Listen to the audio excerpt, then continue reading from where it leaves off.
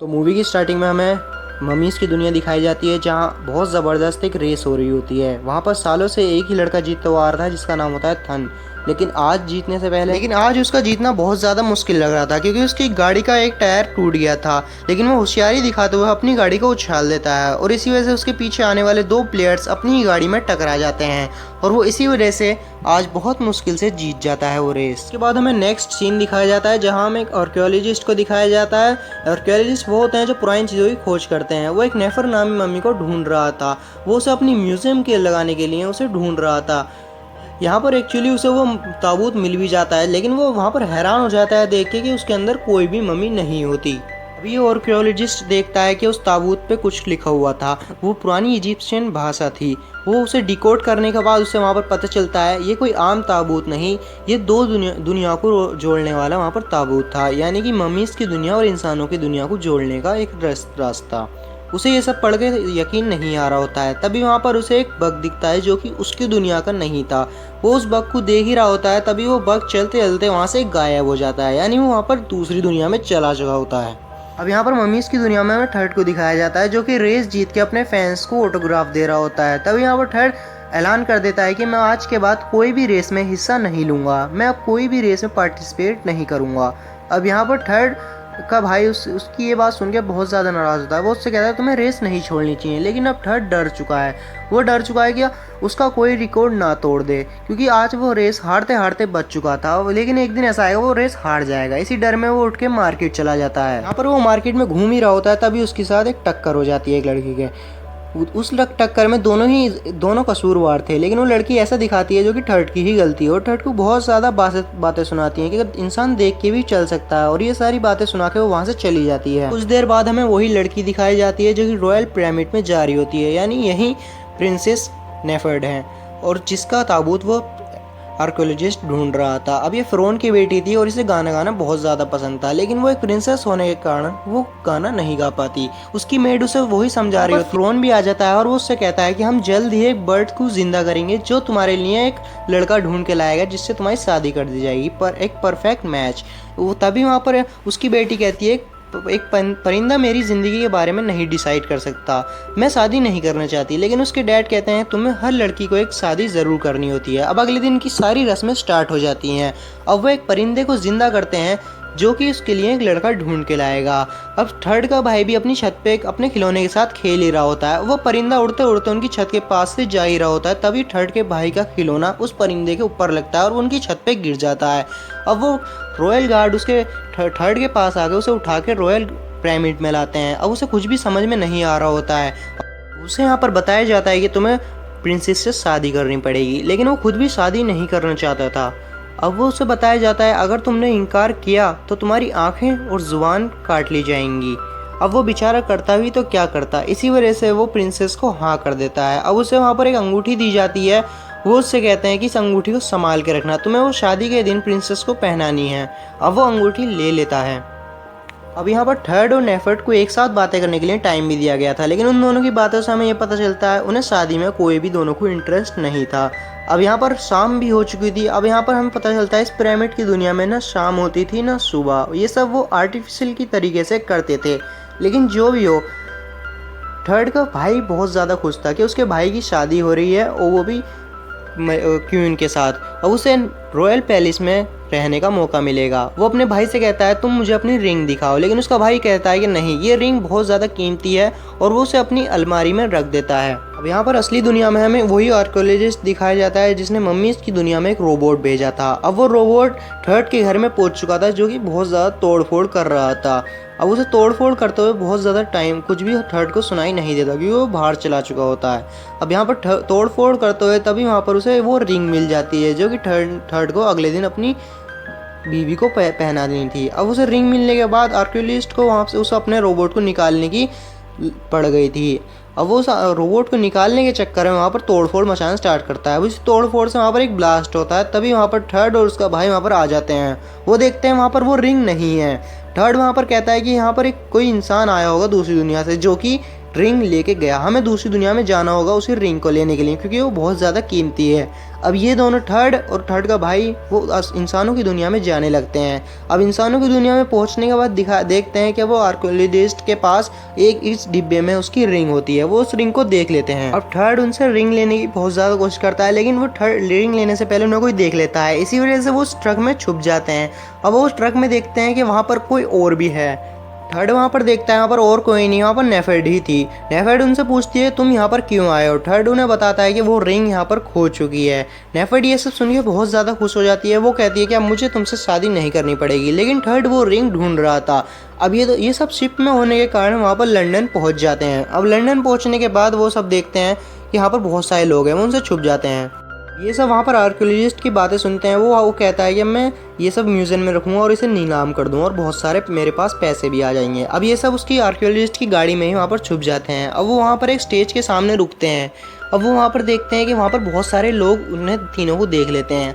अब ये तीनों देखने के बाद उन तीनों को समझते हैं कि ये सब एक आर्टिस्ट है, मतलब वहाँ पर स्टेज पे डांस करने के लिए आए हैं। अब वो जब उनकी एक पिक्चर निकालते हैं तो उनकी असली पिक्चर नहीं, वहाँ पर एक मम्मीस वाली उनकी पिक्चर आती है डरावनी। अब वो वहाँ पर सब वहाँ से डर के वहाँ से भाग जाते हैं। अब ये तीनों के तीनों कैमरे उठा के वहाँ पर अंदर जाते हैं। अब वो देखते हैं कि वहाँ पर एक शो हो रहा था। अब वहाँ पर बहुत सारे लोग आए हुए थे जो कि इनका ही किरदार निभाने वाले थे, यानी मम्मीज वाला नहीं, इंसानों वाला, यानी उनकी मम्मीज के कपड़े पहन के। यहाँ पर शो स्टार्ट होने वाला नेफेड देखती है उसका एक किरदार एक लड़की निभा रही होती है जिसके पास उसकी रिंग होती है। अब नेफेड वहाँ पर गाने गाते गाते वहाँ पर पहुँच जाती है और वो गाना बहुत ज़्यादा हिट हो जाता है। वो शो भी बहुत ज़्यादा हिट हो जाता है। अब वो गाना गाते गाते उस लड़की से वो रिंग ले लेती है। अब वो गाना गाने की वजह से बहुत ज़्यादा फेमस हो चुकी होती है और उसका गाना एक म्यूज़िक एक्टर को बहुत ज़्यादा पसंद आ जाता है। अब वो सोचता है कि अगर नेफेड मेरे साथ काम करेगी तो मैं बहुत सारे पैसे कमा लूँगा। अब वो आर्कियोलॉजिस्ट भी इन्हें टीवी से देख लेता है और वो उन्हें पहचान जाता है, ये बहुत मम्मी है, अगर मैं इन्हें पकड़ लूँगा तो मैं भी बहुत ज़्यादा फेमस हो जाऊँगा। अब ये बात पता चलने के बाद वो तीनों के तीनों वहाँ से भाग जाते हैं। अब यहाँ पर म्यूज़िक डायरेक्टर की गाड़ी में बैठ के सब भाग ही रहे होते हैं। तभी यहाँ पर थर्ड कहता है हमें अपनी दुनिया में वापस जाना होगा। अब यहाँ पर नेफेड भी यहाँ पर कहती है, अपना सपना भुला देती है। अब म्यूजिक डायरेक्टर जाते जाते इन्हें अपना कार्ड दे देता है। अब वहाँ पर पहुँचने के बाद इन्हें पता चलता है कि जो रिंग इन्होंने चुराई थी वो नकली है। अब ये सब डिसाइड करते हैं, इनके पास और कोई चारा ना होने के बाद ये म्यूजिक डायरेक्टर के घर जाते हैं। अब ये लोग म्यूजिक डायरेक्टर के घर पे पहुँच जाते हैं। म्यूजिक डायरेक्टर इन्हें अपने घर में बुलाता है और वो नेफेड से कहता है हम बहुत सारे गाने शूट करेंगे, तुम्हारी म्यूजिक शूट भी होएगी, लेकिन तुम्हें उससे पहले ड्रेसेस चाहिए होती हैं। तो वो अपना कार्ड उन्हें दे देता है। अब वो शॉपिंग करने बाहर जाते हैं। अब वो शॉपिंग करते करते बहुत सारी ड्रेसेस चूज़ करते हैं, बहुत सारी अलग अलग ड्रेसेस। अब उन्हें ड्रेसेस चूज़ करते हुए बहुत ज़्यादा मज़ा आ रहा होता है, इसी वजह से वो ड्रेसेस खरीद लेते हैं और उसके घर आ जाते हैं। अब वहाँ पर थर्ड उनसे कहता है तुम ये सब क्या कर रही हो, तुम्हें अपने घर जाना चाहिए। लेकिन नेफेड उससे कहती है तुम्हें क्या पता, मैं अपनी दुनिया में कोई भी गाना नहीं गा पाती अपने डैड की वजह से, उसके सामने मुझे बोलने का मौका ही नहीं मिलता। इसी वजह से थर्ड भी उसकी बात मान जाता है। अब यहाँ पर बहुत सारे अलग अलग नेफेड्स के गाने बनते हैं और वो बहुत ज़्यादा सबके सब फेमस जाते हैं। वो बहुत ज़्यादा फेमस हो चुकी होती है और वो टीवी पे भी आ रही होती है। इसी वजह से आर्कियोलॉजिस्ट को भी उनकी लोकेशन का पता चल जाता है। आर्कियोलॉजिस्ट नेफेड को किडनैप कर लेता है और ये सब थर्ड को पता चलने के बाद वो उसका पीछा करता है अपने भाई को बोल के तुम यहीं रहना। और वो पीछा करते करते वहाँ पर म्यूजियम तक पहुंच जाता है। अब वो देखता है कि नेफेड को वहाँ पर बेहोश करके लाइट के नीचे रखा गया था, क्योंकि लाइट में असल हालत उनकी दिख जाती थी। लेकिन थर्ड को ये सब नहीं पता थी कि इस दुनिया में सिक्योरिटी कैमरा भी होते हैं। इसी वजह से वो थर्ड को भी वहाँ पर पकड़ लेते हैं। अब बहुत देर हो जाने के बाद थर्ड के भाई को उनकी चिंता होने लग जाती है और वो म्यूजिक डायरेक्टर को सारी बात उनकी बता देता है। यहाँ पर थर्ड का भाई वहाँ पर पहुँच चुका था। वो यहाँ पर इस दुनिया के बहुत ज़्यादा जल्दी सीख चुका था। वो सारे कैमरे पर ब्लैक स्प्रे करता जाता है, जैसे ही आगे बढ़ता है वो ब्लैक स्प्रे कर देता था। इसी वजह से उसे कोई नहीं पकड़ पाता। अब यहाँ पर पहुँचने के बाद वो देखता है यहाँ पर थर्ड और नेफेड वहाँ पर थे, लेकिन उस आर्कियोलॉजिस्ट का ध्यान तो उनकी तरफ बिल्कुल भी नहीं था।